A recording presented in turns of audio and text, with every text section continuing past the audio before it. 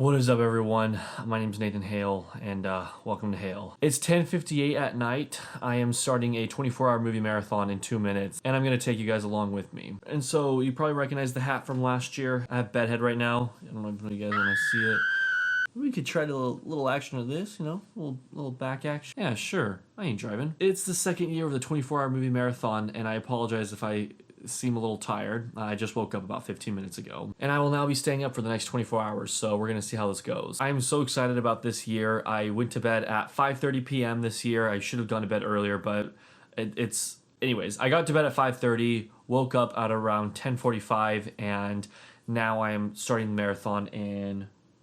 Oh, joy, 1 minute. This year for the 24-hour movie marathon, if you weren't aware, I'm watching 24 hours worth of movies with two of my friends, both Jackson and Nick. I will leave links to their channels in the description below. We talked about what categories we will be watching in a live stream that I will leave right here, or right here, wherever the dang card shows. So for this first category, I will be watching a movie from my birth year. Now, this is something I did last year as well, and I think it's just a good way to start the marathon because the movie I chose for this year is one that I think is going to be comedic and kind of like a feel-good movie, and so hopefully it will kind of like wake me up and get me in the mood to watch movies for the next 24 hours. So without further ado, I'll announce what I'm watching. It is called Mother, starring Debbie Reynolds and Albert Brooks. I rented this from my local library. That's why it looks the way it does. Anyways, my friend Jackson actually recommended this to me. It's not the movie he chose for me, but it's a movie he just recommended, and I'm really excited about it. I have seen both of these actors in probably about 3 or 4 other movies of their filmography. They're both like good enough. Debbie Reynolds enough is known for the critically acclaimed Halloween Town series. And it's 11:01, so I'm already running behind schedule. So I'm gonna pop this bad boy in the DVD player, 4K player. Let's get this marathon going. A critically acclaimed sequel to the Anthony Hopkins Academy Award winning. Oh my goodness. This picture phone is so freaking dated. I swear, all I hear when I watch a movie with Albert Brooks is Marlin from Finding Nemo. I can't hear anything else. Sorry, you can see a glare on my glasses. But also, Debbie Reynolds is absolutely adorable, and I already love her so much. She's already made me laugh several times. I look like a librarian or something. I'm gonna stop this. So I just finished Mother, and it was a really good movie. I wanted to film this clip outside so that you guys could see what it looks like outside right now. So it is 12:47 in the morning, and I'm on schedule. In fact, I have to start my next movie in 3 minutes, so maybe I'm a little behind schedule. It was a good movie. I enjoyed it. It was literally like everything I wanted it to be. I wanted to have a comedy that felt a little dated, but I could appreciate it, and I could laugh here and there. And overall, by the time it ended, I could just like have a smile on my face. A really underrated movie. Like, if you look it up on IMDb, it takes forever to find it. You have to find it through like looking up one of the actors. So for the next movie, I'm gonna watch a 170-minute plus film, and the one I decided to watch is Deer Hunter, which is a Best Picture winner. I'm excited to watch it. Also, there's someone across the street who's staring at me, so I'm gonna go inside.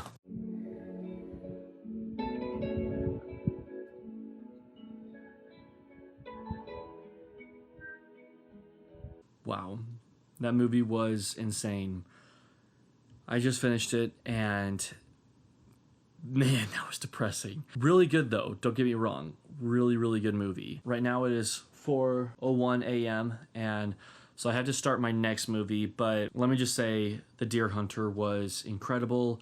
The first hour or so is kind of like build up, and then it just throws you into the movie. This movie was insane. Just very intense, very emotional and depressing, and I can see why it won Best Picture. I want to talk more about it, but I really don't have time. I got to start this next movie. So for my next movie, I'm going to be doing a Best Picture winner, which is kind of cool because I just watched a Best Picture winner, and the one that I chose for the marathon is Birdman, the Best Picture winner for 2014. This is the only Best Picture winner of the 2010s that I haven't seen, and so I'm pretty stoked to see this, but I'm gonna go ahead and get it started and see you guys in a little bit.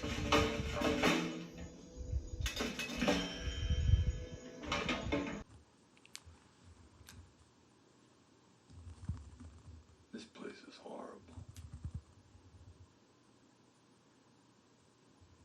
So I just finished Birdman, and it was a fun time. The best thing about this movie for sure is the cinematography and the performances. Just like absolutely incredible on all scales. The movie is very interesting, very fascinating. I don't really have all my thoughts decided yet. I'm kind of torn on how I really feel about this movie, but it was good enough. I think that of the 3 movies I've seen so far, it's probably my least favorite actually. It is 5:57 a.m. So I have a little bit of time to breathe and maybe do a little bit of exercises. Next up, I'm going to watch my second movie that has to be 170 minutes or longer. And for the second category, I chose Judgment at Nuremberg, which I am excited and also horrified to watch. The reason I'm excited is because it's a movie that has always fascinated me, but I'm nervous because it's black and white and it's over 3 hours long. And so I'm really gonna need the prayers for this one, guys. Not that you can do that because this has already happened by the time you watch it. I purposely planned the black and white movie for when it's light outside, so hopefully some vitamin D can help me a little bit. I think of all the movies I've watched so far, Birdman was the one I got the most tired in. But now that it's over, I feel pumped and I'm ready to watch the next one. This is not our cat.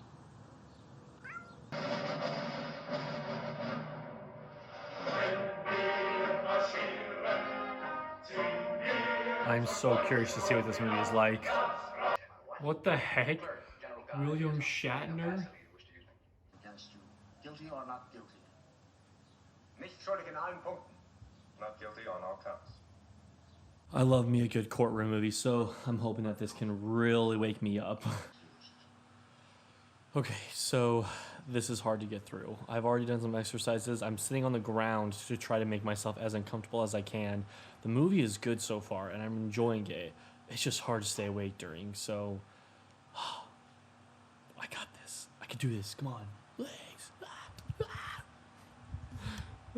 Alright, so why was I so excited about that? Just finished this movie and wow, it was really good. Going into it, all I knew about it was that it had something to do with a court case with, I thought it was with some Nazis and I was wrong about that. It's with some Germans who lived during World War II and it's basically deciding whether or not them participating in the war determines them guilty as part of Hitler's agenda. I think both sides had very good arguments and there wasn't an obvious side to go with. There is one side they go with in the end, of course. There is a verdict on the court case, but the first 30 minutes of this movie, very hard to sit through. I was sitting on the floor. I was trying to be as uncomfortable as I could to keep me awake. And then it eventually turned into me walking around or doing exercises or doing anything I could to just try to stay concentrated. But as the movie picked up, I just got more involved in the story. And the fact that it was black and white, it didn't matter too much to me anymore because I was wide awake by the end of the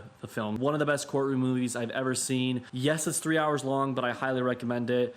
So far, I haven't seen a bad movie yet, and so that's really awesome. I have a few minutes break right now, about 15 minutes before I have to start the next one, so what I'm gonna do is I'm going to get showered. I hope that that kind of refreshes me for the next film. I'll do that, and then I will return. Finish the shower, I'm now gonna move on to my next category, which is animated film. I thought that it would be good to do an animated film after the 3-hour black and white film to hopefully kind of wake me up a little bit more. But I'm feeling fine right now, so hopefully this just, if anything, keeps me up a little bit more. So the animated film I chose is the 70s version of The Lord of the Rings. I'm excited about this watch. Hope it will be good. Hope it will keep me up.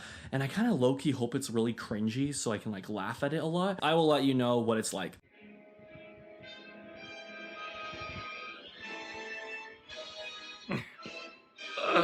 Oh, I'm so excited for this. There is Jenny and Mary Odin beneath an old grey hill, and there they brew the beer so brown. Okay, cool. Oh my gosh. Then do I love it, you do that. May go back. I'm sorry, what? Yes, Sam. That's an elf. Okay, also look at Aragorn's So there has been no word of legs. All right, everyone. So I just finished Lord of the Rings, and first off, let me tell you the time. It is 11:53 a.m. I finished it maybe 3 minutes ago or so. I wasn't a big fan of it, to be completely honest. I thought it would be a combination of the first, the 3 books, into one movie. Instead, it was two of the books in one movie, and so it doesn't even include Return of the King. But with that, it was very slow, very hard to get through, and I don't think that's so much the movie's fault, it's more so my fault for already knowing the story of Lord of the Rings and already loving the Peter Jackson trilogy. And on top of that, the animation is like really outdated. Like, it's really weird what they do. It's as if they have real life humans step in and act out the scenes, and then they copy the humans and paste them into the film as like silhouettes. It's really strange, and I didn't really like that much. I am glad I've seen it because it's one of those movies that's been on my radar for a long time. I've always been curious of what the animated version was like, but I'm glad it's over because honestly, it was hard to sit through too. The next movie that I'm watching is a movie that is in the IMDb top 250. And it's kind of funny because some of you were disappointed that this year we got rid of the category of a black and white film, but this movie is both in the top 250 and it's a black and white film. And that movie is The Elephant Man. Anthony Hopkins is fresh off his Oscar win, and I'm wanting to see more of his filmography. Plus, I've heard nothing but amazing things about it. My biggest worry is kind of like Judgement and Nuremberg. It is a black and white film, and apparently it's like really depressing too, which from what I know about it, it sounds really depressing. So I'm a little nervous about that, but fingers crossed that everything goes well. Let's see, I have to start Elephant Man in 3 minutes, so I'm going to go. What's a marathon without a pizza? Also, do not dislike this video because of my choice in topping. Alright, so Elephant Man just ended, and yeah, that movie was really depressing, but really good, of course. Didn't get tired once. Actually, no, that's not true. At the very beginning, I was zoning out a little bit, and I had to rewind it a little bit. It's definitely David Lynch's most accessible movie, but even with that being said, it still very much feels like a David Lynch film. I've only seen two of his other films, perhaps two of his most famous films, Eraserhead and Mulholland Drive, and so this makes three, and of all those three, this one is definitely my favorite one. Performances are great. John Hurt, you can't really tell it's John Hurt, but he does great as the Elephant Man, and Anthony Hopkins is great as well. Everyone's really good, just really good performances, and it looks beautiful on the TV. For the next movie, I will be watching a movie recommended by Jackson, and the movie that he recommended to me is The King of Comedy, directed by Martin Scorsese, or as Zach Galifianakis in Birdman would say it, Martin Scorsese, which was really funny in Birdman, by the way. The reason Jackson recommended this to me, I think, is because he's been wanting me to watch it for a long time. Joker is largely inspired by it, this and Taxi Driver, and plus Jackson's a huge fan of Martin Scorsese, and so it makes sense that this is what he recommended to me, and I'm excited. I think that this is a good movie to watch at this time of the day. I just finished a really sad movie, and I'm gonna watch a comedy, and then after this comedy, I assume the next movie I watch will be really sad too, but you guys will just have to wait to see what it is. What an opening. There it is. Wow, what an opening.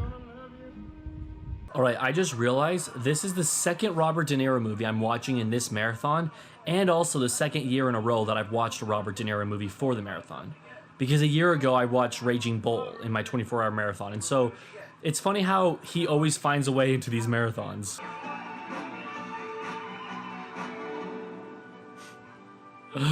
Oh.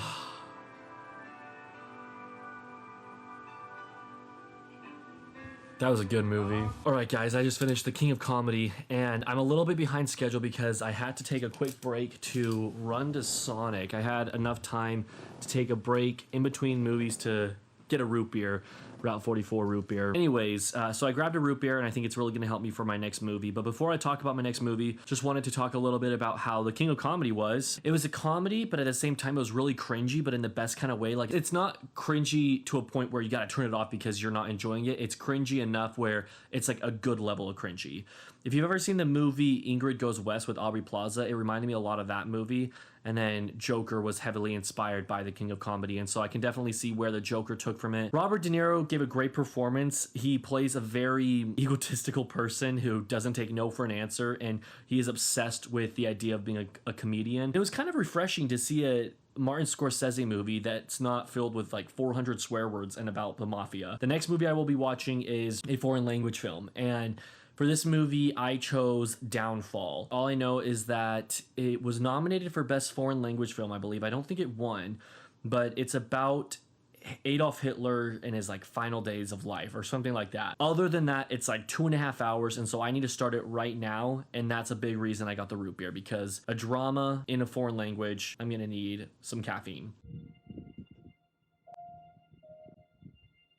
Okay, so I'm outside where I was filming earlier this morning, and as you can tell, it's darker outside. It's a little bit past 7, and I just finished Downfall. Quick review on Downfall. Super depressing movie and super draining movie. It didn't make me tired at all. In fact, oddly enough, I wasn't tired at one point while watching it. Maybe it was because I was so focused on the subtitles so I don't miss anything. Tired wasn't the word. I was just bored with the movie. It was 2.5 hours long, shorter than both Deer Hunter and Judgment at Nuremberg, and it felt longer than both of those movies. I kept watching the time, how much longer I had left, and it felt like it would never end. It's all dialogue. Yeah, sure, like there's some action scenes here and there of explosions going off and soldiers and whatnot, but for the most part, it's mostly just like dialogue, heavily driven by dialogue. The guy who played Hitler did a really good job. I don't know how to explain my thoughts on this movie. You're not supposed to like any of the main characters. They're all Nazis. It's all about the final days of World War II and them surrendering and basically committing suicide because they know they've lost the war. And so you get a lot of that where it's the end of their lives, you see them commit suicide. And so with that being said, it just like drained me, not in a way where I feel very tired, but just in a way where I want to watch something new and I need to walk around. So what I'm going to do now is I am going to make some popcorn for my next movie, which I will announce now, the penultimate movie of the marathon. I am going with Nick's suggestion for my second to last category, and he recommended I watch American Psycho. So I'm excited to see young Christian Bale and see what all this hype is about.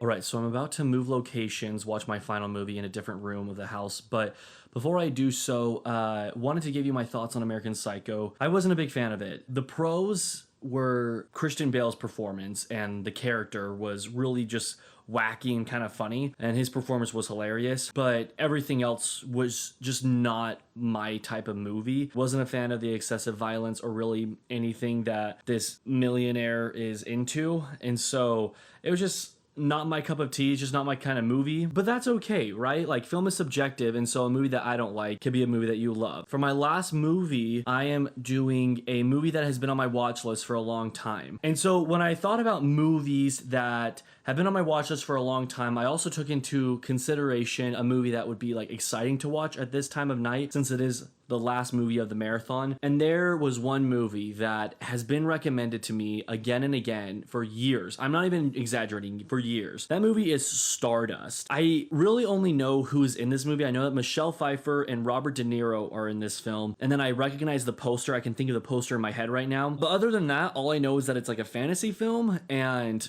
a lot of people seem to like it. It's been recommended to me so much in the past few years, and I've never had a reason to like want to watch it. And I feel like having a 24-hour movie marathon where the category is watch a movie that's been on your watch list for years, that's the perfect reason to finally give it a watch. And so I will be watching Stardust for my final movie, and I will let you guys know what I think of it. So going into Stardust, it is 9:22, so the marathon should end around 11:20, 11:30. The movie's about 2 hours long, and so I will be ending a little bit past schedule, which I'm totally fine with. Oddly enough, guys, I'm not even tired right now. It's really weird. I'm actually a little concerned about myself. I have the energy to watch one more movie. Sure, I'll go to bed afterwards, but I was much more tired earlier on in the marathon, and so I'm doing good, and that's a great sign. So let's watch Stardust.